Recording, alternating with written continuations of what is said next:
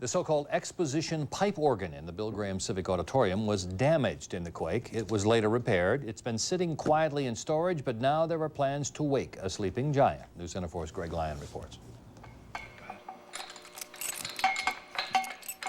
Behind a chain-link fence in San Francisco's Brooks Hall, peeking out from under an encampment of black plastic tents, lies one of the largest musical instruments ever built.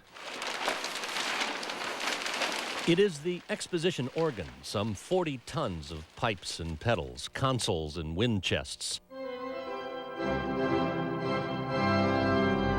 Delivered to San Francisco in 1915 for the Panama-Pacific International Exposition. The cost at the time was $40,000. These thundering pipes, the largest is 47 feet tall, played that summer for the exposition and then were moved to the Civic Auditorium. You can see them in the background in this poster for an Ella Fitzgerald concert. So this is where the organist would be sitting and playing. In the 1980s, the organ, including the multi-tiered console that controlled 117 ranks of pipes, was refurbished. Harry Geong says it sparkled like new. They were supposed to have a recital late in '89. They had refurbished it and did everything. And before they could ever do it, the thing got damaged. That is completely collapsed. On October 17th of that year, the Exposition organ became one of the victims of the Loma-Prieta earthquake. With many of its smaller pipes destroyed, it was sent back to the factory in Hartford, Connecticut, and repaired. Since then, it has rested like a sleeping giant in these handmade cradles. In all, there are nearly 7,000 pipes in this organ. Everything you see around me is part of it. To build it today would cost between $5 and $6 million, and yet here it sits, just waiting.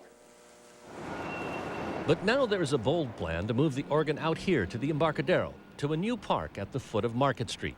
We're going to build a building that's quite large. It'll be nearly 60 feet tall because the tallest pipe in the organ is 47 feet. James Haas chairs a committee that is starting to raise money for a waterfront pavilion on this spot. There's not a lot of room for architectural extravagance. It'll be a fairly functional structure with a round arch to accommodate the pipes. This is how designers envision the pavilion fitting into the park that is now nearing completion just south of the ferry building.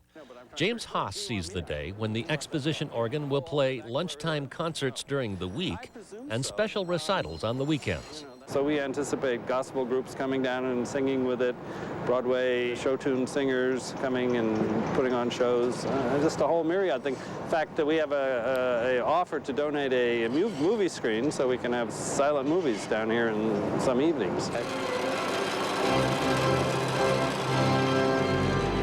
Making that dream reality will take some $5 million in private donations, but plans now call for the Exposition organ to come to life here by the spring of 2003. Until then, it will sleep in its cave in Brooks Hall, its glorious voice a fading echo that goes all the way back to 1915. In San Francisco, I'm Greg Lyon, News Center 4.